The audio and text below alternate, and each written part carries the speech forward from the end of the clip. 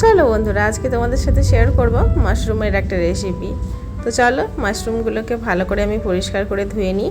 এই যে দেখো, আমি পরিষ্কার করে ধুয়ে নিয়েছি। এরপর আমি এগুলোকে টুকরো টুকরো করে কেটে নিচ্ছি। একটা মাশরুমকে আমি 4 টুকরো করে কেটেছি।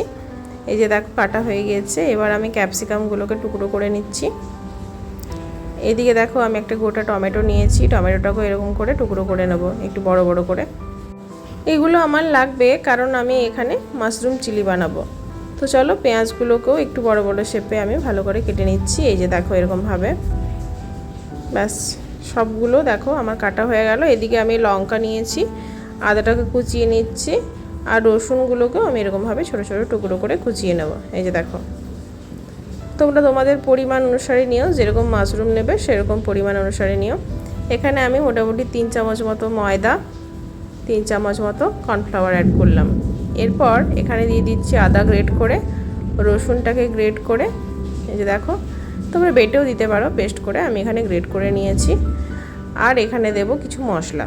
চলো দেখে নাও ঝটপট যে কি মশলা এখানে লাগছে। খুব একটা বেশি মশলা আমি এখানে দেব না। তো এখানে প্রথমে দিয়ে নিচ্ছি আমি স্বাদ মতো লবণ, তারপর দিচ্ছি এখানে লঙ্কার গুঁড়ো, তারপরে আমি এখানে দেব গোলমরিচের গুঁড়ো। চলো, আর কিছু লাগছে না। এবার আমি জল দিয়ে সুন্দর করে এটাকে ম্যারিনেট করে নেব।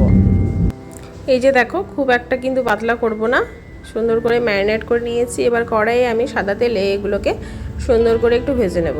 তেলটা একটু বেশি করে গরম করবে, নয়তো কিন্তু লেগে যাবে। আমার তেলটা একটু কম গরম করা হয়েছিল, ওই জন্য হালকা হালকা লেগে লেগে যাচ্ছিলো। তো চলো, আমি সব মাশরুমগুলো কিন্তু ভেজে নিয়েছি। এরপর আমি যে সবজিগুলো কেটে রেখেছিলাম, প্রথমে আদা রসুনটা তেলের মধ্যে দিয়ে, তারপরে এই যে টমেটো, ক্যাপসিকাম, পেঁয়াজ সব কিছু দিয়ে স্বাদ মতো লবণ দিয়ে একটু ভেজে নিয়েছি। এরপর আমি বাটিতে রেখেছিলাম এই যে সয়া সস, চিলি সস আর টমেটো সসের একসাথে মিশিয়ে পরিমাণ মতো দিয়ে রেখেছিলাম, সেটা একসাথে ঢেলে দিলাম। ঢেলে পরে একটু পরিমাণ মতো জলও দিয়েছি, আর বারবার করে একবার ঢেকে নিচ্ছি যাতে সবজিগুলো সেদ্ধ হয়ে যায়।